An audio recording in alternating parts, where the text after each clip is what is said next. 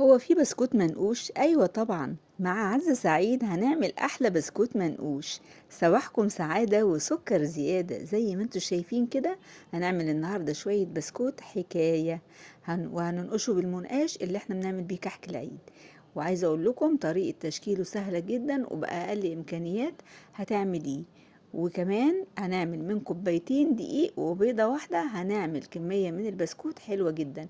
طبق كبير بسم الله ما شاء الله، يعني حاجة كده حلوة قوي لولادكم.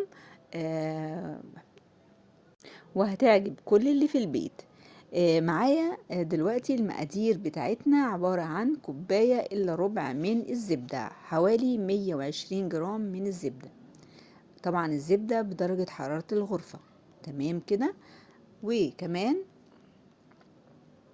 معايا نص كوباية من السكر البودرة، ورشة خفيفة خالص من الملح. السكر البودرة 80 جرام. هنقلب بقى الزبدة مع السكر البودرة بالمعلقة الأول عشان السكر ما يعفرش علينا، وبعد كده هنبتدي بالمضرب نفضل نضرب في السكر بالزبدة لحد ما القوام يفتح معانا وتهيش معانا، وتبقى لونها فاتح كده وكريمية.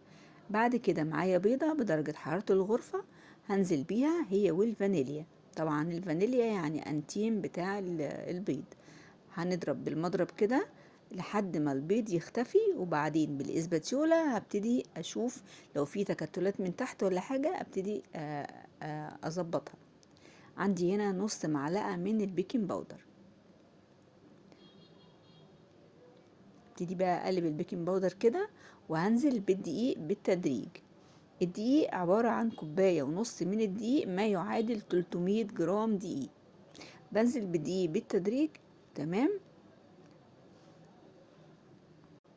بايدينا بقى بنبتدي نقلب كده لحد ما الدقيق يختفي والقوام يكون المطلوب للبسكوت. طبعا البسكوت احنا بنلمه بايدينا مش بنعجنه، وده القوام الحلو بتاع البسكوت.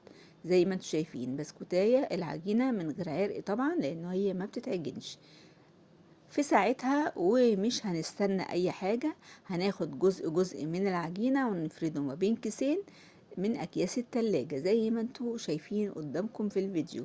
كيس من تحت وكيس من فوق، وما بينهما قطعة من عجينة البسكوت. بالنشابة من فوق بنفرد. وطبعا انتوا بقيتوا شاطرين واكتر من اي حد.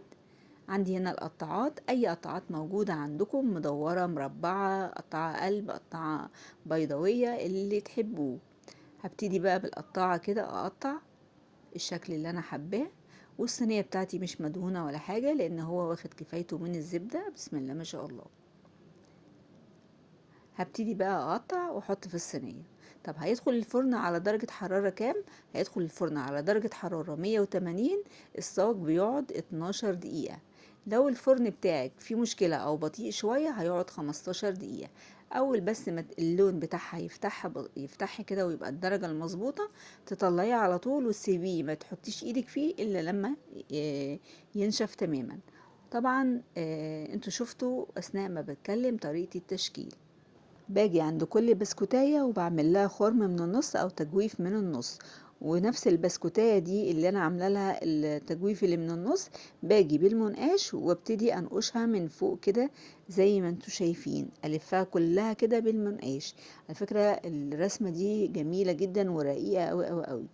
يعني اذا حابين تعملوها اعملوها، مش حابين خلوها كده او اعملوا النقشه اللي تعجبكم. بس بجد البسكوت ده طعمه حلو قوي قوي للناس اللي بتحب البسكوت الناعم. انا خلصت الكميه كلها، اللهم بارك، عملت لنا طبق كبير بسم الله ما شاء الله. هبتدي بقى اشكلها بطريقه سهله جدا. بصراحه انا كان عندي الكريمه دي موجوده في الفريزر. كانت متبقيه عندي من حاجه قبل كده، ودي كريمه كريمه الدليتشي. كلكم عارفينها. وهبتدي كده احطها ما بين البسكوتين، يعني بسكوتايه اللي ما فيهاش تجويف احط فيها من الكريمه، واروح مقفله عليها البسكوته اللي هي فيها تجويف من فوق. واي شكل بقى حابينه بقى، ممكن من نفس الكريمه دي تحطي الشكل من فوق، وممكن تزيني باي نوع شوكولاته عندك. والبسكوت ده ينفع تعمليه بالشوكولاته على فكره برضو هيبقى حلو جدا. بس انا عامله كميه قليله فما كانش في داعي ان انا اعمل منها يعني جزء بالشوكولاتة، لان هي يعني كده تمام جدا. واديكوا شايفين تشكيل سهل قوي وبسيط، اي حد مبتدئ يقدر يعمل ويشكل بالطريقة دي او بالطريقة اللي تناسبه. عندك بقى شوية مكسرات او جوز الهند او اي حاجة ممكن ترشي من فوق الوش.